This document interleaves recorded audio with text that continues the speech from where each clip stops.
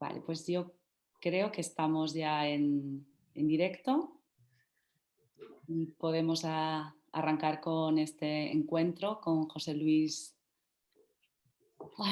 y Plaza Chillón. Y hoy presentamos el libro Efebos Tristes, la iconografía homosexual masculina en los dibujos de Federico García Lorca. Y primero quiero comenzar agradeciendo a la Semana Internacional de las Letras de Murcia, Ex Libris, y a su director, Victorio Melgarejo, que haya pensado en mí para hacer esta presentación que asumo como un gran reto, pero a través también como una aventura, ¿no? Porque eso es lo que llevo viviendo desde que tuve en las manos, enseño bien que se vea el libro, este maravilloso libro sobre los dibujos de Federico García Lorca. Voy a presentar, por supuesto, al autor. Habría mucho que decir porque hay un currículum intenso, pero me voy a centrar sobre todo en la parte que compete a Federico García Lorca, aunque sí que tengo que nombrar, ¿no?, que José Luis es licenciado en Geografía e Historia, es también doctor en Historia del Arte por la Universidad de Granada, y precisamente su tesis doctoral lo hace sobre las artes plásticas, y en esta tesis doctoral analiza las escenografías, los figurines y la puesta en escena en la obra, en el teatro de Federico García Lorca. También, bueno, podemos decir que ellos se llaman lorquistas, pero a mí me gusta más lo de lorquianos. Así que es un gran lorquiano, no solo de este país, sino fuera de nuestras fronteras. Entre los artículos que escribe, que hace algunos a título personal, otros colectivos, además de libros también sobre la obra plástica de Federico, voy a destacar alguno porque creo que es necesario nombrarlo, como La dimensión gráfica de Poeta en Nueva York, Los dibujos neoyorquinos de Federico García Lorca, Una proyección gráfica de la palabra, Los dibujos abstractos y vibracionistas de Federico García Lorca. Otro que me encanta y que estoy deseando leer también, La imagen del gitano en los dibujos de Federico García Lorca, Transgresión y marginalidad, que es publicado en una revista, conocida revista, que se llama Gitanos, Pensamiento y Cultura. Y otro que también me apasiona y que también él me dirá dónde lo podré leer o encontrar, que es La imagen femenina en los dibujos de Federico García Lorca, Muchachas tristes, Venus surrealista y santas martirizadas. Bueno, esto solo es nombrar algunos de los artículos que José Luis escribe.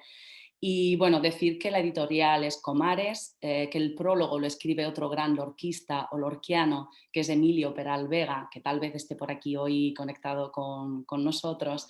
Y bueno, y solamente me vas a permitir que antes de dar la palabra al autor, a José Luis, también agradecerle a él que haya aceptado que sea yo, pues, una humilde servidora la que lleve este encuentro. Y bueno, solamente voy a leer unos versos de Lorca y ya te doy paso, José Luis. Luego él nos explicará por qué he elegido estos versos, o si no lo aclararé yo. En la luna negra de los bandoleros cantan las espuelas. Caballito negro, ¿dónde llevas tu jinete muerto? Las duras espuelas del bandido inmóvil que perdió las riendas. Caballito frío, qué perfume de flor de cuchillo. En la luna negra sangraba el costado de Sierra Morena. Caballito negro, ¿dónde llevas tu jinete muerto? La noche espolea sus negros ijares clavándose estrellas. Caballito frío, qué perfume de flor de cuchillo. En la luna negra un grito y el cuerno largo de la hoguera. Caballito negro, ¿dónde llevas tu jinete muerto? José Luis. Pues casi que me emociona. Sí. Buenas tardes. Agradecer a Exlibris que cuente conmigo, con mi libro, con mi trabajo, y por supuesto a ti, Fuensanta, estoy encantado, y la verdad es que me ha emocionado este arranque porque creo que lo has hecho muy inteligentemente, te has fijado en la conversación que tuvimos. Efectivamente, es el primer poema que leí de Lorca en mi vida, el primer poema. La Bueno, me canción, emociono yo también ahora, mientras que la canción del jinete, cómo no. Era un niño y un profesor que estaba allí por el Instituto de Cazorla. Cuando yo entraba en el instituto, pues nos habló de Federico y nos puso, digamos, nos pidió que fuéramos voluntarios para leer algún poema y salí yo que era muy tímido, sigue siendo todavía, pero entonces mucho más, y leí, me atreví. Fue mi primera lectura, mi primer acercamiento a Federico, y eso hace ya muchísimos años. ¿Sí? Así Pues que por nada, eso, te agradezco que haya lo elegido decía, este hermosísimo poema. Luego porque que, de alguna forma era una manera, ¿no?, de arrancar con esa pasión que sé que sientes por la obra y por la figura de Federico García Lorca. no, claro que sí. Bueno, pues vamos a situarnos ya en la obra y en tu libro. Ujú. Y lo primero que me gustaría que hicieras es contextualizar o hacer una breve introducción sobre Sí, Lorca dibujante, porque es verdad que es archiconocida la faceta de Lorca como dramaturgo, como poeta, como músico, incluso como director, ¿no?, en su trabajo en La sí, Barraca, sí, pero no es tan conocida y valorada también, ¿no? ahí, la clave. Valorada la obra pictórica, podemos decir, Sí, ¿no? O el Lorca dibujante. sí, sí. Pues, bueno, háblanos sobre este Lorca dibujante. Creo que es, bueno, hablando de la dimensión que tiene el poeta granadino, de la dimensión humanística, ¿no? Yo lo he enfocado, también mi deformación de historiador del arte, pero creo que injustamente, siendo tan conocido, siendo tan universal, siempre los dibujos han quedado relegados a un segundo plano, ¿no? Algo así como un entretenimiento del poeta que de vez en cuando, bueno, para descargar, yo que sé que, pues dibujaba. Nada más lejos. Es un error gravísimo porque la obra plástica corre paralela a la obra poética y a la obra literaria en general, ¿no? Y mi idea, o sea, yo creo que es un poco, no soy el único, pero sí individualizarla, o sea, sí que considerarlo un apartado más del corpus lorquiano. O sea, está la poesía, está el teatro, está la música, como muy bien has dicho, por supuesto la dirección escénica, un trabajo todavía por hacer por ahí para los jóvenes lorquistas o mayores, da igual, y por supuesto la obra plástica, ¿no? Y además, de hecho, él, bueno, en su corta vida, que fueron 38 años, le encantó verse tratado como pintor. O sea, ya en el año 27, ya creo que es conocido de todos y de todas, que la primera exposición individual y la única la hizo en la Galería Dalmau, nada más y nada menos, la galería vanguardista por excelencia, ya no digo de Barcelona, sino de España, ¿no?, donde habían expuesto desde Picasso a Francis Picabia, Kandinsky, etcétera, Miró, su admirado Miró, y luego ya lo hace una colectiva en el 32, que son las dos únicas exposiciones en Huelva, ¿no? Ah, Junto a Pablo Porras, Pepe Caballero, que luego colaboró con él. Él siempre, si uno rastrea tanto su misivas, o sea, sus cartas, siempre, sobre todo en el diálogo que mantiene con Sebastián As, también con Jorge Guillén, con muchos de sus interlocutores, con Guerrero Díaz, con Guerrero Ruiz, perdón, da la importancia a la plástica. De hecho, él tenía pensado hacer en vida un libro sobre los dibujos, sobre sus propios dibujos, con textos de Salvador Dalí, que al final pues se quedó en agua de borrajas porque como se quedaron ¿pero te tantos. refieres a la sección de los putrefactos? Que podría... Eso sería No. otro libro. Ah, vale, vale, vale. Entonces Efectivamente, el de los putrefactos, un libro que también iban a hacer en común a la Limón, una pena que se quedara pues eso, sin hacer. No, él tenía la idea de hacer, de hecho el editor murciano, Guerrero Ruiz, ahora que estamos en Murcia, es el sí. que al que le mandan los dibujos, ¿no? Y para que estén bien hechos, o sea, esa es su idea, pero al final yo tengo un artículo por ahí que publiqué en la Universidad de Extremadura hace ya mucho tiempo en el que planteo esta cuestión, ¿no? Pues En un bueno, congreso que lo hubo, anotaremos para...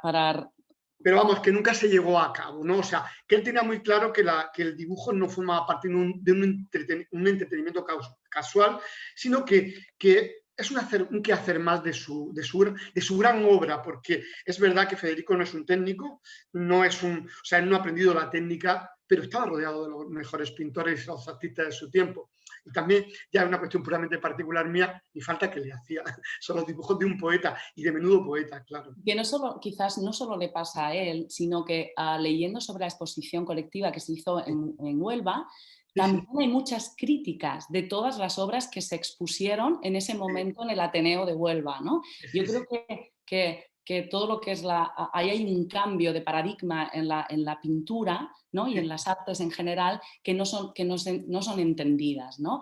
Quizá ahí podríamos hablar de alguna de las vanguardias, Bueno, influencia que tiene Federico en ese momento, y ya totalmente. entramos también en estas influencias tanto de movimientos como de autores. Sí, sí, sí, no, además es que él estaba, o sea, estaba puesto al día, ¿no? Él tuvo sus grandes maestros, sus mentores plásticos y bueno, yo simplemente recomiendo un texto suyo para que quiera acercarse, que es muy conocido, está muy glosado también en el libro, que es el esquema de la nueva pintura. Es una conferencia que da en el año 1928 en el Ateneo de Granada y ahí podemos darnos cuenta hasta qué punto es conocedor del arte de su tiempo, o sea, contemporáneo.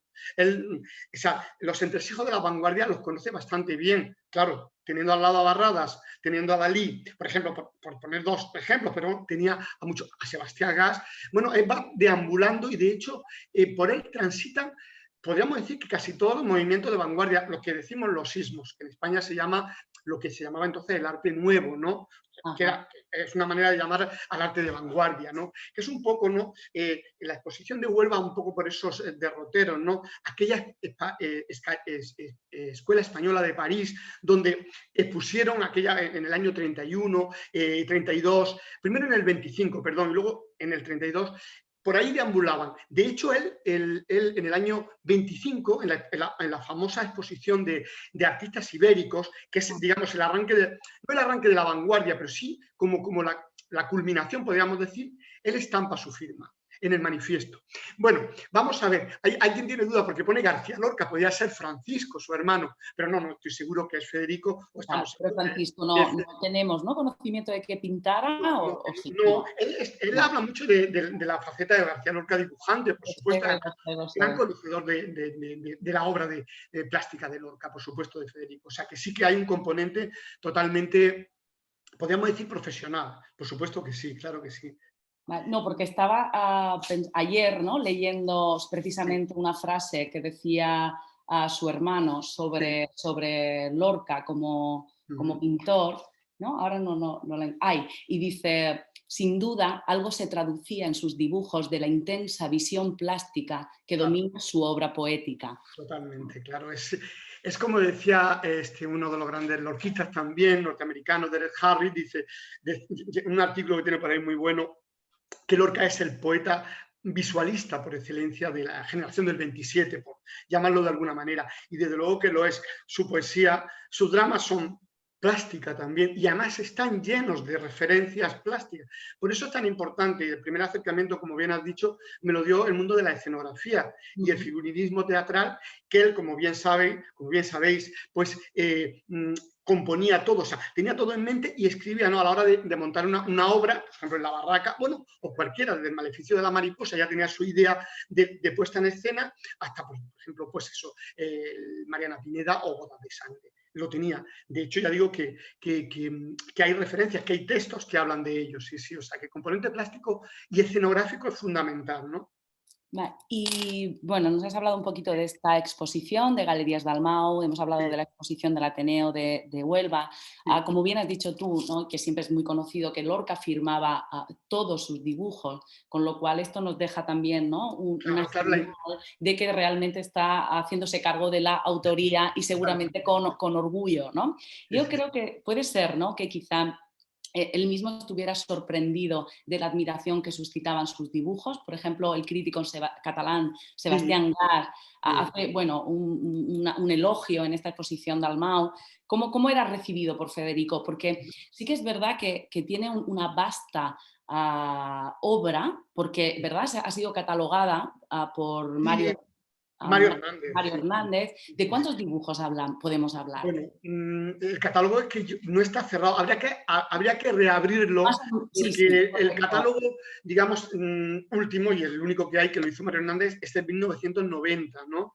Y ahí rondan los 300 y pico dibujos y han salido nuevos. Y En muchos, torno a 400 dibujos, sí, ¿verdad? yo creo que pueden Podríamos... rondar los 400 o se acercarían, sí, sí, sí, Pero seguramente. siempre tengo la sensación, fíjate, a pesar de todo, yo siempre tengo la sensación de que aunque por cómo lo hacía, Sí, no tenía esa concepción de yo soy pintor o no se consideraba profesional, que eso también él lo...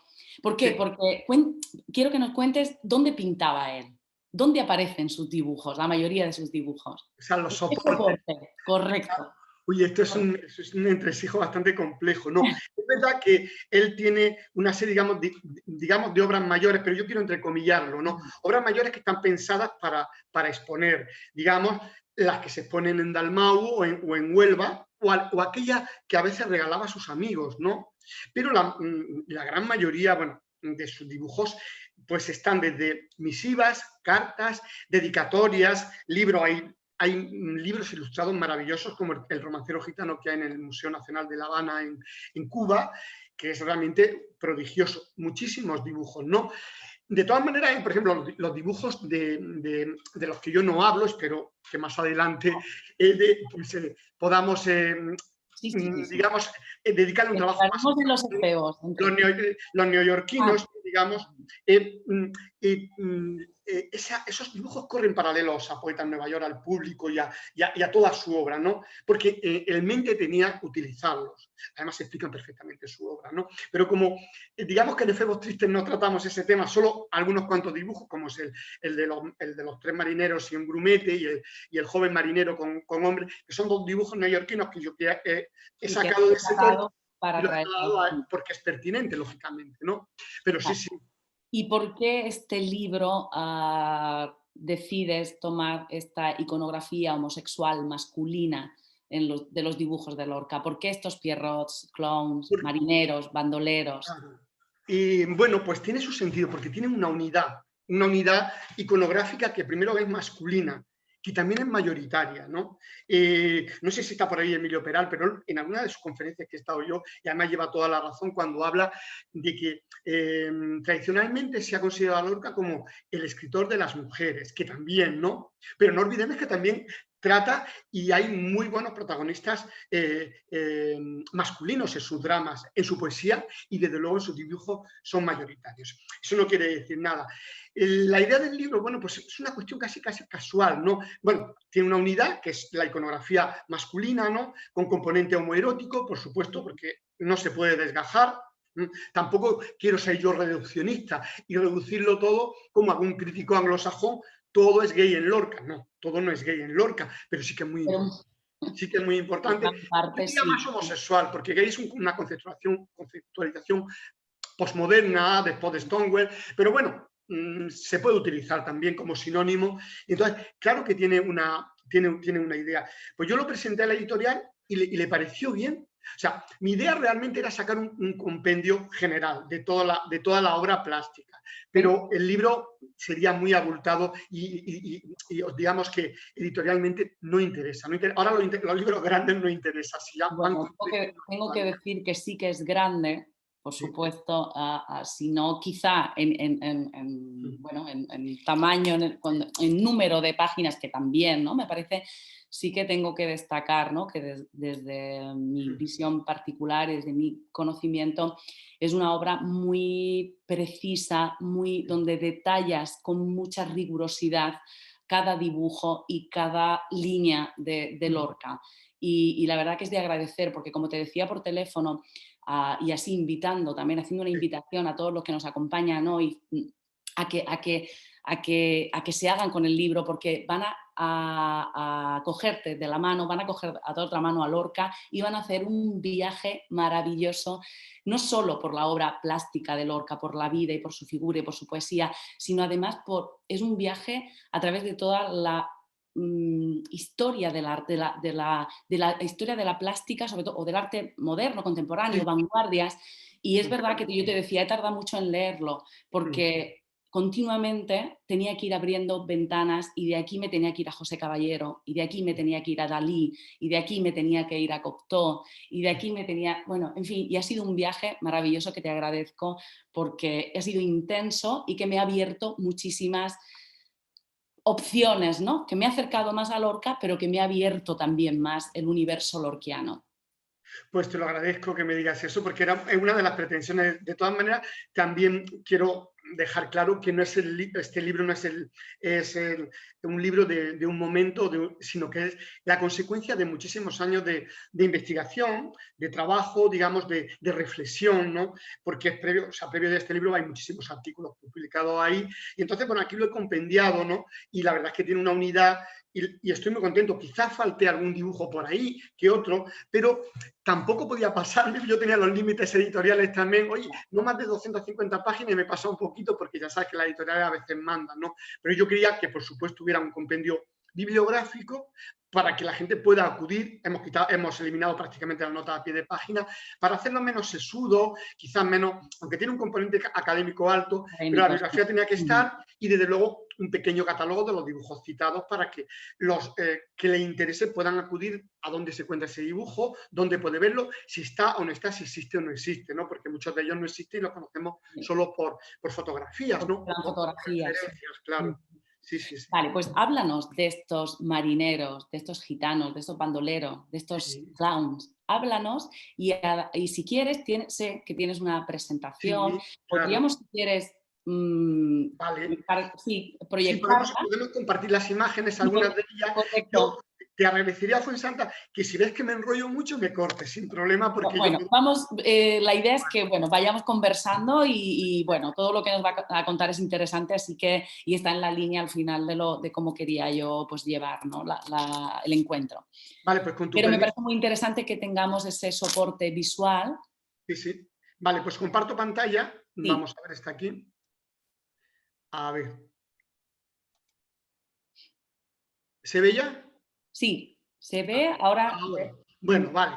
Correcto, ahora, genial, sí. Por seguir un poco el orden, y tampoco quiero entretenerme mucho, las primeras imágenes, bueno, tienen que ver más un análisis comparativo, por ejemplo, con algunos artistas, algunos poetas que también se han acercado a la pintura, en el caso de William Blake, que es un paralelismo bastante evidente en Lorca, ¿no?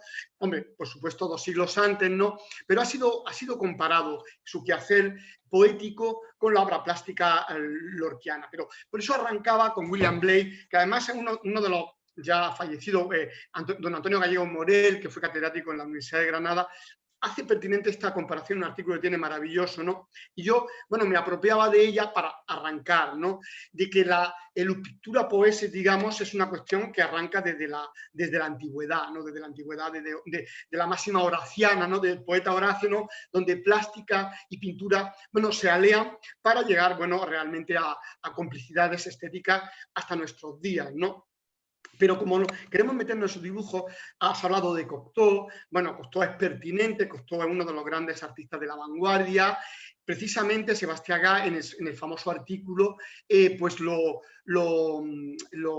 cita, ¿no? Y lo compara, ¿no? Como sucede también, por ejemplo, bueno, este cuádruple autorretrato es muy interesante porque siendo de 1915-16 aparecen los rostros famosos de Huevo, ¿no? Esos rostros que luego que son, digamos, Barrada luego lo llamará clonistas, ¿no? Solo les dejará las cejas, ¿no? Y aquí hay un adelanto, ¿no? Me parecía muy interesante mostrarlo. Pero Cocteau está ahí, ¿no? De hecho, Cocteau luego le dedicará un texto maravilloso después de la muerte en los años 40 a su amigo Federico, decía que nunca llegó a conocer.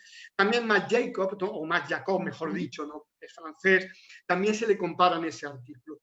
Pero en España, bueno, José Moreno Villa, hablando de escritores y poetas, o poetas que escriben y escritores que pintan, ¿no? Moreno Villa, que también fue amigo de Lorca, García Maroto, con el que se retrató, incluso realizado por Rafael Pérez Barrada, ese famoso retrato que se conserva en Uruguay, o Ernesto Jiménez Caballero, que el otro día me dio una alegría cuando estuve en el Reina Sofía, porque han remodelado todo el Reina Sofía y han colgado los carteles literarios, entre ellos el que dedica al poeta Lorca. La verdad es que merece la pena ir ahora al Reina Sofía porque hay una reestructuración y hay dibujo, hay de todo, ¿no? Pero bueno, visita pendiente. Sí, dime, Fuensanta, cuando quieras me interrumpas. No, perfecto. Hasta llegar aquí a este magnífico beso, cuéntanos, ¿no? Yo creo que podemos aprovechar la proyección, los dibujos, para que también nos vayas contando, introduciendo un poco sobre el simbolismo, sobre el cromatismo, los colores que utiliza y un poco pues todos estos símbolos y las metáforas visuales. Sí. Bueno, arrancaba con el beso porque es un dibujo, bueno, digamos, emblemático, no es una palabra que me gusta mucho, pero sí paradigmático en todo caso, porque refleja el año 27, el beso, se puso en Galerías Dalmau, porque aquí está contenido gran parte de su biografía también de esa época, ¿no? Con probabilidad, pues uno de los retratados sea el propio Salvador Dalí y el otro es el propio Federico, la gran cabeza lo delata, ¿no? Porque el dibujo se duplica o se triplica, algo que no es nuevo, que es, digamos, es una de las herramientas fundamentales de algunos movimientos de vanguardia, en concreto, por ejemplo, por Francis Picabia, que es un artista que interesa mucho a los dos, sobre todo a Salvador Dalí, y que de alguna manera da a conocer a Lorca, ¿no? Francis Picabia también había expuesto en Galerías Dalmau, había vivido en Barcelona, había fundado aquella revista que conocían los dos, 391, dadaísta en el año 17. O sea, estamos hablando de que, no es, o sea, que es pertinente, ¿no? La plástica, el colorido, la triplicación, aunque haya un contenido puramente biográfico o psicológico, ¿no? En ese beso, que es un dibujo titulado, que se llama El beso, quizás ese beso que nunca llegaron a darse Dalí y Lorca, ¿no? Digamos, entonces lo cogía como emblema, y además hace este año, justamente a principio de año, hubo una exposición en Valencia, en el Iván, sobre arte y erotismo o arte y sexualidad en las vanguardias. Una exposición magnífica en el Iván de Valencia, ¿no? Y entre el plantel de obras que llevaron el dibujo de Lorca, ¿no? Con lo cual... ¿Podemos decir que... Ay, disculpa. No, sí. Que podríamos decir que quizá en su obra plástica deja ver más cosas o evidencia más que en su obra poética? A veces sí, a veces bastante claro. Otras veces, pues eso, utiliza la máscara. Siempre. La máscara siempre es fundamental. De hecho, todo lo que es profundo, como decía Nietzsche, ama la máscara. En Federico más que nunca, ¿eh? Todo está enmascarado o casi todo, ¿no? Él juega mucho con la metáfora también a través, en este caso, o la alegoría, ¿no? Desde el punto de vista iconográfico, ¿no? Pero hay dibujos que son evidentes, vamos a ver más adelante, pues los famosos neoyorquinos, pero que sí se daban, de alguna manera había más libertad. A través de la poesía, bueno, a veces incluso en sus obras más homoeróticas, como la Oda a Walt Whitman, bueno, es bastante contradictoria, ¿no? Porque tenés una declaración puramente homoerótica, homosexual, y hay un componente también homófobo, bueno, pero como autodefensa, ¿no? Eso hay que reinterpretarlo, ¿no? Exactamente. Pero no me quiero ir por esos derroteros. Quería poner este dibujo como punto de arranque, ¿no? Que de alguna manera confluye, y porque el año 27 es fundamental en Lorca, es el año feliz de Lorca, es el año que estrena Mariana Pineda, que es el año de intensa amistad con Salvador Dalí, amistad o amor-amistad, como queramos llamarlo, es el año del triunfo, el año que empieza a ganar dinero, o sea, el año que está en Cadaqués, que se mueve para Madrid, está feliz. Y bueno, y yo creo que digamos, un ejemplo elocuente es este dibujo. Entre otros, él hizo varios retratos de Dalí, veremos ahora algunos, y bueno, para no detenernos mucho, seguimos adelante, ¿no? Simplemente, contemporáneo, pues es este autorretrato desdoblándose. Vemos que es la misma, o sea, digamos, es el mismo concepto, ¿no? Picaviano, por alguna manera, que otra vez, yo creo que es un paralelismo evidentemente claro, aquí daliniano, donde yo intuyo que el retratado también es Dalí, Lorca, y la máscara que aparece en la parte derecha, ¿no? La máscara con esos ojos, en fin. Bueno, creo que entre Lorca y Dalí, ¿no? Además de ese amor, ¿no? De esa amistad con tintes amorosos y eróticos, hay una retroalimentación, ¿verdad? Donde Dalí se está alimentando de la parte de la palabra, de la parte escrita, ¿no? Porque también Dalí escribía. También. Y a la vez Lorca se está absorbiendo todo aquello que hay de Dalí en cuanto a como pintor, ¿no? Sí.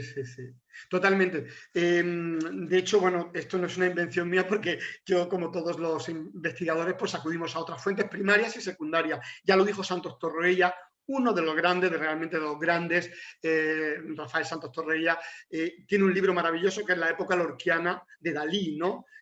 Bueno, el título es La miel es más dulce que la sangre. Ahí lo deja claro. O sea, yo me retroalimento de Dalí y tú de mí, ¿no?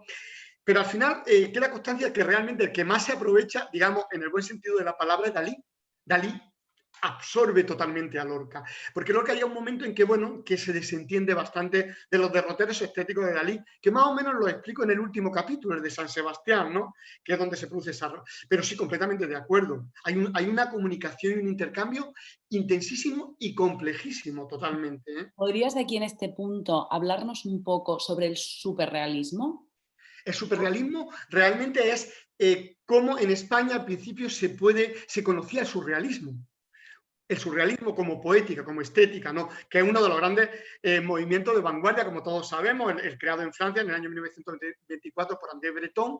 El surrealismo del que huía siempre Lorca. Lorca jamás utiliza la palabra Pero surrealismo. es curioso porque, es curioso porque yo he Sí, encontrado en una carta que sí, le sí, hace sí, una confesión a Sebastián Gas y al referirse a sus dibujos y sí, dice, he procurado escoger los rasgos esenciales de emoción o de forma o sí. de superrealidad Superrealidad, sí, y sí, superforma para sí. hacer de ello un signo que como llave mágica nos lleve a comprender mejor la realidad que tiene el mundo. Entonces, Bueno, que además ha escogido un fragmento maravilloso. Es que Lorca es, es Dios, cómo, es- cómo escribe, totalmente. Pero fíjate que jamás utiliza la palabra. Es verdad que él, como todos los artistas del momento, no pueden dejar de lado la estética surrealista. De hecho, se impregna, yo creo que inconscientemente o conscientemente, pero no le gusta. Aquella, en otra carta que yo creo que dirige a Jorge Guillén o al propio Sebastián Gano, recuerdo bien, cuando habla así, sin tortura ni sueño. O sea, el mundo de los sueños no me interesa, pero sí que le interesa. De hecho, él lee a Freud y lee el mundo de los sueños. O sea, claro que está ahí. Lo que pero pasa no es crees que que de alguna manera yo no sabría describir bien en qué sí, consiste el superrealismo, quizá tú sí nos puedas, pero sí de alguna forma no se deja llevar, deja la mano un poco, abandona la mano, ¿no? A la pintura de una manera sin ejercer excesivo control.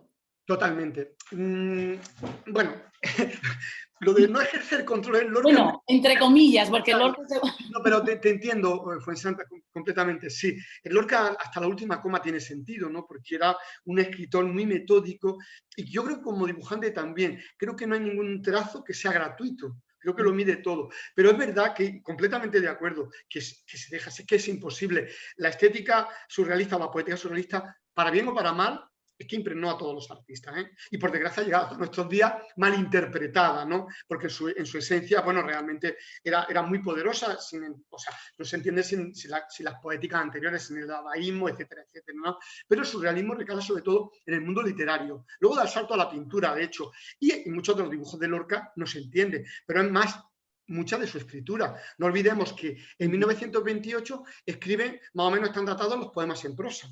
Los poemas en prosa, que son poemas menor no, muy poco transitados, tienen digamos, una proyección plástica también, que está contenida en muchos de esos dibujos y que luego los va a llevar a Nueva York y a Sudamérica. O sea, que el surrealismo sí que le va a influir, pero él nunca se va a atrever a decirlo ni a escribirlo. Solo, y además he traído ahí un dibujo también que lo vamos a ver ahora. Vale. Si te parece, porque mira, el tiempo pasa Sí, volando. claro, Vamos pues a hablar un entonces, poco de los símbolos, ¿no? Que aquí ahora veo este retrato de Dalí, vemos los peces, sí, vemos, bueno, estos dedos que aparecen por aquí, claro. este rostro que no termina Sí, de tener pues, boca y apenas... claro, es un autorretrato, uno de los más conocidos de Dalí. Tiene varios, quizá el menos realista, ¿no? Es un dibujo muy conocido que se conserva en la Fundación Gala Dalí de Figueras, ¿no? Y bueno, al parecer le molestó al pintor por las evidencias que se tienen que en el dibujo, que yo creo que son bastante claras, los peces como elementos crísticos, pero a la vez fálicos también, ¿no? Correcto. Lógicamente, ahí hay un juego, ¿no? Un juego entre ambos. En fin, de eso, bueno, se ha hablado mucho, ¿no? Del miedo que tenía Dalí a la homosexualidad y la insistencia de Lorca en ese amor que nunca llegó a cuajar, parece ser. En fin, hay muchísimos símbolos que ya están contenidos en este dibujo, ya digo, Bueno, pero vemos la luna, ¿no? Que claro, la también es luna, uno de pero los la paleta grandes de símbolos. pintor, fíjate cómo ese dedo fálico es evidente, ¿no? Parece ser que molestó bastante. Pero yo he traído otro dibujo, por ejemplo, aquí tenemos ese Amor intelectual y que es otro retrato de Dalí, ¿no? Es un retrato maravilloso, a mí me parece una de las grandes obras de Lorca, que ya tiene que ver más, siendo de 27-28, contemporáneo de la Oda didáctica, bueno, contemporáneo o paralelo a la Oda didáctica, a la Oda Salvador Dalí, ¿no? Que tiene que ver tanto con el geometrismo, el cubismo, y lo vemos ahí, ¿no? Vemos ese dibujo que es más acorde con la estética que entonces se dejaba arrastrar por Salvador Dalí, ¿no? El purismo, digamos, por resumir de alguna manera, ¿no? Tiene otros dibujos más de carácter naturalista o realista, pero aquí tenemos este amor intelectual que él lo denomina así. Pero por seguir avanzando, tú, Fuensanta, me interrumpe en cualquier momento, No, ¿no? adelante, adelante con los dibujos. Vale. Por ejemplo, para ir avanzando en el tema de los clowns, bueno, hay una parte de los que yo llamo payasos japoneses, ¿no? De influencia japonista, ¿no? Evidentemente, muchos de ellos hechos en Barcelona, donde la influencia japonista es muy evidente. Aquí es claro a través de los ojos, aunque aparezcan vacíos, que es, bueno, un elemento también clonista, pero un elemento psicológico importante que alude, evidentemente, pues eso, a la muerte, o las gorgueras, que son constantes, ¿no?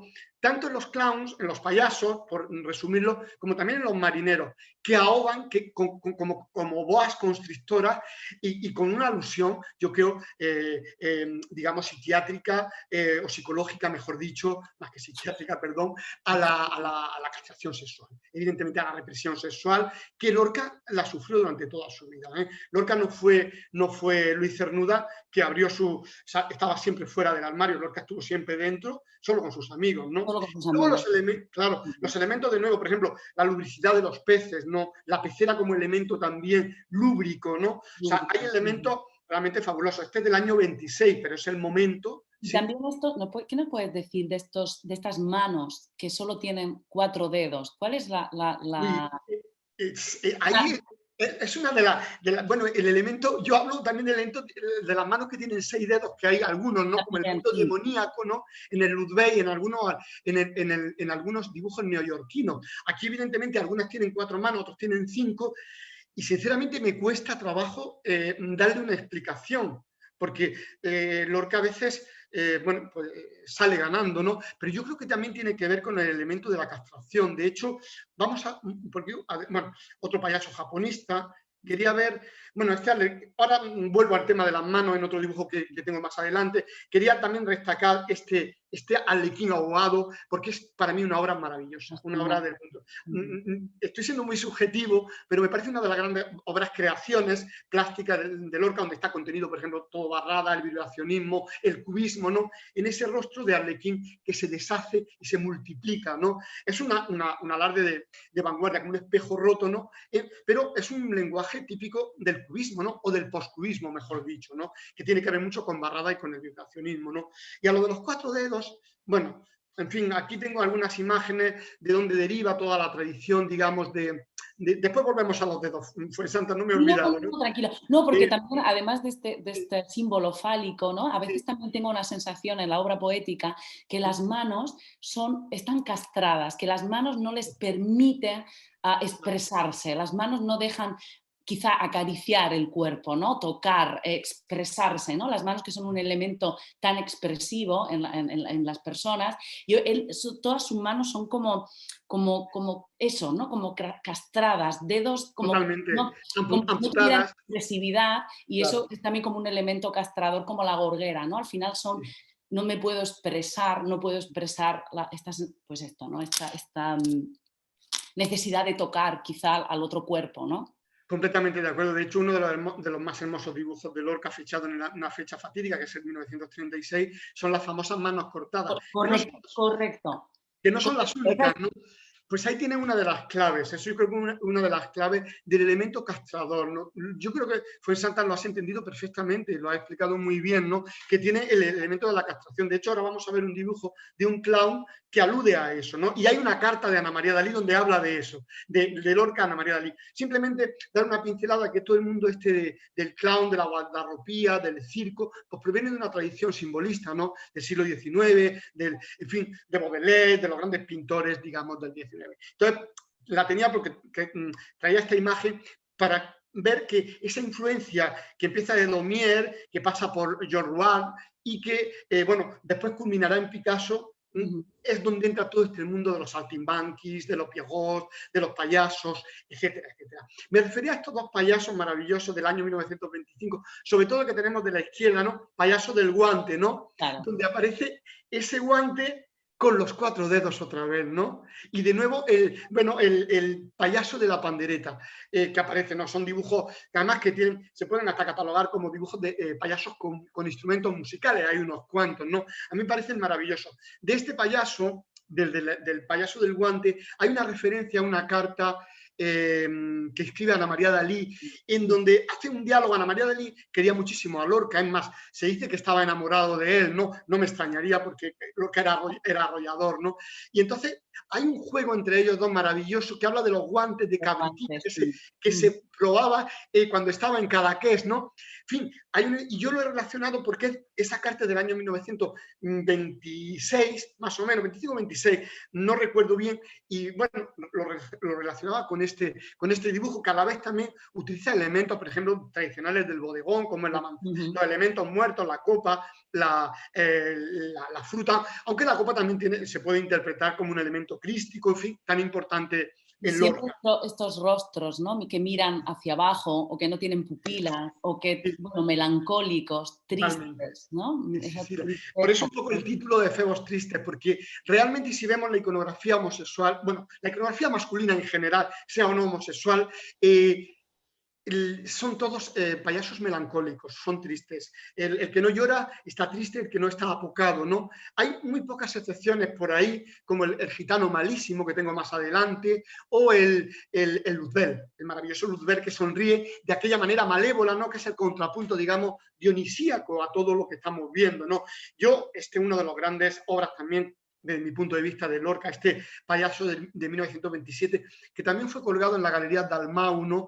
Y que, bueno, entronca con esos iconografías angélicas y arcangélicas, ¿no? Por esos faldones, ¿no? De arcángeles, de romancero gitano, pero por supuesto con Picasso, ¿no? Picasso va a ser fundamental en la codificación del payaso lorquiano, ¿no? Él parte de ahí, está clarísimo, ¿no?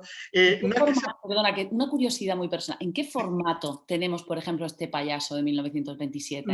Pero son todos pequeños formatos. Son Yo no creo que pequeños. tenga más de 20-25 centímetros. No recuerdo, en el catálogo de la obra, al final aparecen las medidas, Ajá, vale. pero son pequeñas obras de pequeño formato. Pero eso Son sí, pequeño además, formato. siempre sobre papel, lápices de color, tinta china, muy frágiles. Yo Por eso, fui a una exposición, tengo que decir, en el año 1916-17 de los payasos y arlequines en el centro que hay al lado de Fuente Vaqueros, en la casa natal, hay un sí, centro de estudios lorquianos. el Centro de Estudios Lorquianos, sí, claro. Pues tuve la suerte de ver una exposición de los Sí. dibujos de arlequines y payasos y Qué clowns. bien, pues Ahora que sí. recuerdo, Bueno, se sí. exhibieron mucho en la exposición del 98 en Madrid, la antológica, ¿no? Ahí se exhibieron afortunadamente. Y ahora, bueno, en algunas exposiciones temporales se acuden a ellos, pero no los exhiben precisamente por la fragilidad. Ujú. Son Este papeles, están sobre papel o cartulina, ¿no? y el de la portada, que si no pertenece a Camilo José Cela, si no... Efectivamente, lo tenía más adelante a la colección Ah, a vale. la fundación de Camilo José Cela, que creo que tiene 2 dibujos, este y otro más, ¿no?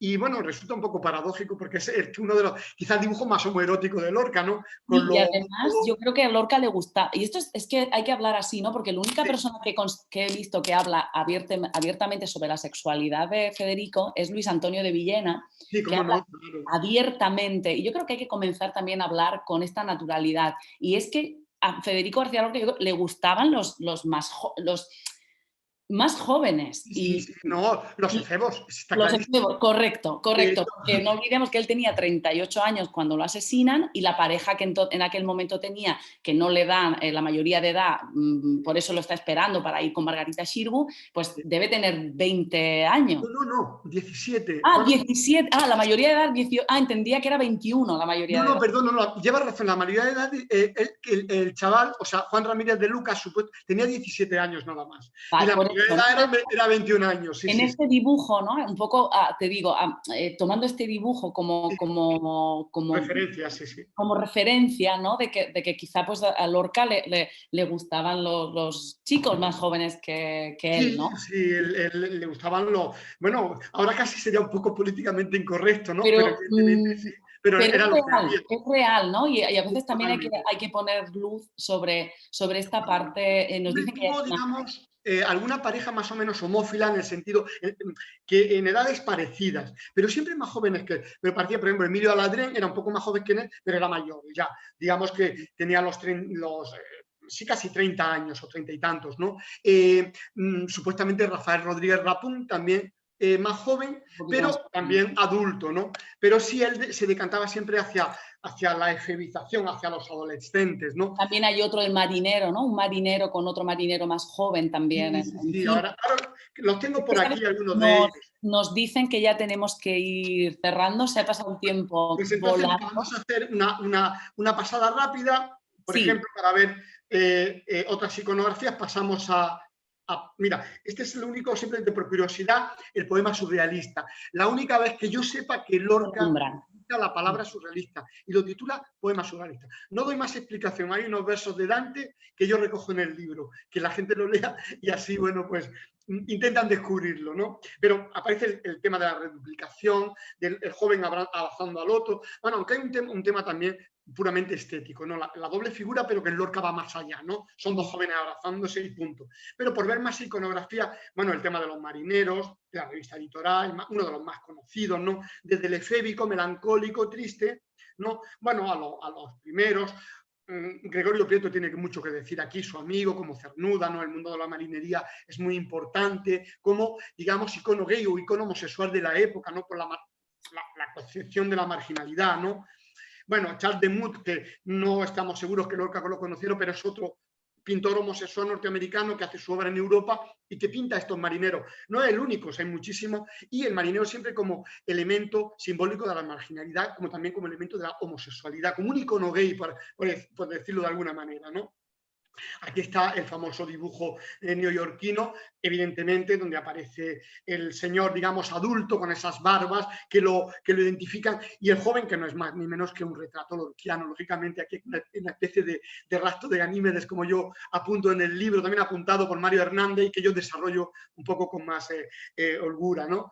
O este perdido, que me parece que es el paradigmático por excelencia de lo que es arte homosexual, que es el joven marinero con los tres mayores, con los tres, y además cada uno de la raza, ¿no? Cada uno de una raza diferente, la caucásica, la negroide y la oriental, ¿no? Y el joven en medio, el efebo en el medio, y además, no digo más, miren dónde van las manos, nada Sí, más, sí. o sea, es un dibujo de calado homoerótico, una fantasía sexual, apunto yo por ahí en el libro y lo desarrollo. Por desgracia, lo conocemos gracias a una fotografía que una amiga suya francesa hizo, pero el paradero es El desconocido, original. ¿no?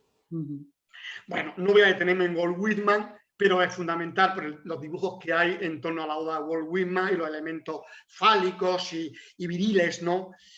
Bueno, el gran, digamos, capítulo de los marineros sudamericanos realizados en Montevideo y en Buenos Aires, ¿no? Este es uno de los más evidentes, ¿no? Donde dos jóvenes, hombre y hombre, son hombre y hombre, no hombre y mujer, como yo he visto por ahí escrito, no es una chica, es un chico, porque son pamelas de la época que también se llevaban, eran de moda de los jóvenes, y además se ve evidente que es un chico, ¿no? O, bueno, aquellos que son un poco más tremendos, más dramáticos, que ilustran obras de sus amigos, ¿no? Como por ejemplo las que hizo para Ricardo Molinari, ¿no?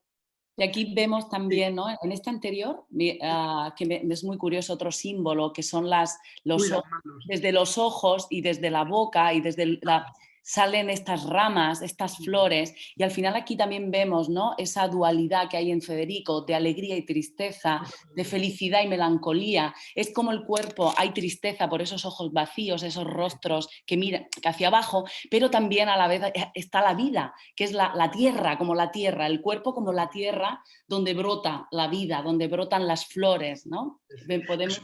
Es un lugar común, es Eros y Tánatos, o sea, el amor y la muerte va siempre unido. Lo has explicado perfectamente, Fuensanta, o sea, esa cara de muerto, porque es una máscara de muerto, ¿no? Con los ojos vacíos, que aflora la vida con estas plantas, pero unas plantas un tanto mustias también por ahí, o la reduplicación de las manos, que tantas lecturas se le han dado, ¿no? En fin, por seguir más adelante, bueno, el marinero del Moreno, que no voy a desvelar ahora, y que creo que tiene mucho que decir, ¿no? Lo que plantea Lorca en este dibujo, ¿no? Ese morno, amo, bueno, es un marinero hecho en el año 34 también en Buenos Aires, para pasar a los gitanos y bandoleros, que, bueno, quizá el bandolero y el gitano a veces, bueno, pues se llegan a identificar o a confundir más en la iconografía, ¿no? Dos dibujos que no se conservan, por cierto, donde, bueno, digamos, la única concesión a un gitano, ese gitano malísimo, ¿no?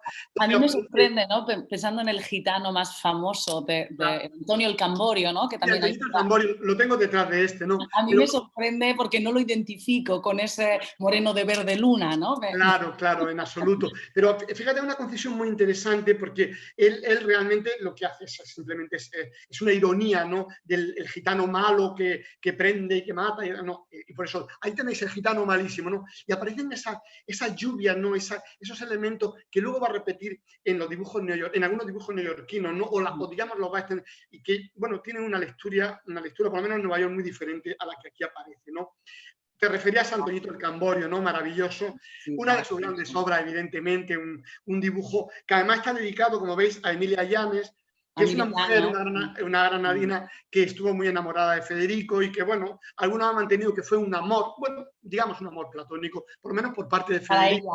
ella. Claro, es una obra maravillosa que pertenece a un romancero gitano y desde mi punto de vista, pues es una de las grandes obras, ¿no? Con su chaquetita, con sus barbuquejos, en fin, pero es ese gitano que es irrisorio por otra parte, casi, es adolescente efébico que lo aleja de cualquier tipo o a cualquier arquetipo gitano, de Gitano. malo, de pendenciero, en fin, y a mí un dibujo que realmente me maravilla, ¿no? O sus arcángeles, digamos, la iconografía religiosa es muy interesante, no me puedo extender, pero bueno, desde la tradición puramente granadina, barroca, ¿no? De contrarreformistas, donde aparecen estos Sí, arcángeles, es San curioso Rafael. cómo aparece otra vez este pez, ¿no? Símbolo por un lado religioso, pero Claro, en por este otro lado caso, efectivamente, ya sabes que sádico, ¿no? la pez de San Rafael fue el que curó la ceguera a, ¿cómo se llamaba? Bueno, en fin, no recuerdo ahora mismo el santo, pero también en Lorca siempre hay que buscarle el doble sentido, ¿no? El elemento. Aquí es una iconografía, digamos, un atributo real. San Rafael se tiene que representar con el pez, ¿no? O sea, ¿Y qué pintaba? ¿Qué tipo de son técnica? lápices de colores. Lápices de colores. A veces cegas y tinta china, no hay más. Ajá. O sea, Sí, por eso es la fragilidad de los dibujos sí, lorquianos, a la hora de la conservación, bueno, ¿verdad? que tenderán, si, no sé, a desaparecer, ¿no? Por su carácter efímero, ¿no? Y ese es uno de los grandes problemas de por qué no se exhiben, ¿no? O, por ejemplo, San Jorge y el Dragón, que no es más ni menos que otra recreación de estos arcángeles, de estos ángeles, ¿no? Pero que hay una alusión a un elemento muy granadino como es la tarasca, ¿no? La tarasca que sale cada corpus en las fiestas del corpus, que se procesiona y donde se exhibían o se exhiben todavía los vestidos que se van a llevar en la época. Es una concesión bastante Es una interesante, aunque especie de San Jorge, pero vedette, ¿no? Parece. sí, sí, totalmente. No. Muy afeminado, evidentemente. El tema del afeminamiento es fundamental, ¿no? Los penachos, pero es que es verdad, porque cuando uno va a ver, por ejemplo, al Arcaje Sagravier, o a San Miguel Alto, Ahí nos dicen que tenemos que cerrar ya. bueno, No, ya cerramos, qué pena, José Luis, porque estaría horas y dejo horas de presentar. conversando contigo. Bueno, no sé si quieres decir algo para concluir. Yo solo voy a decir una cosa y es precisamente de este sketch, de esta conferencia que tú nombrabas al principio de la pintura moderna. Yo solamente voy a decir cómo comienza, una frase de cómo comienza Lorca haciendo referencia a Monet y voy a decir, yo pinto como los pájaros cantan y seguramente Lorca también pintaba como cantan los pájaros o como la tierra brota vida. Darte las gracias, dar las gracias una vez más a Ex Libris, darte las gracias porque, y además te invito, ¿no? Te convoco desde aquí a que vengas a las Terres del Ebre, que es donde yo vivo ahora, a Sí, Amposta, que podamos a tener un acercamiento, que podáis conocer a mis lorquianas. sí. Y bueno, ya te dejo a ti para terminar y para cerrar y gracias, simplemente decirte gracias, que ha sido un auténtico placer. Muy bien. Nada, pues Santa, no, yo tampoco me voy a extender, simplemente mis últimas palabras serán de gratitud, son de agradecimiento a Slibri por invitarme a presentar este trabajo, de verdad que me ha ilusionado tanto, y a ti por este maravilloso diálogo que hemos tenido, solo nada más que eso, ¿no? Y ya pues eso, invitar a que lean el libro, ¿no? Pues bueno, aquí estos efebos tristes, maravillosos, recomendadísimo para introducirnos en la figura de Lorca y en la parte pictórica de nuestro gran poeta y nuestro amado Federico García Lorca. Gracias. Gracias, José Luis. Nos encontramos en breve. Venga, Pero, gracias a adiós. todos. Adiós.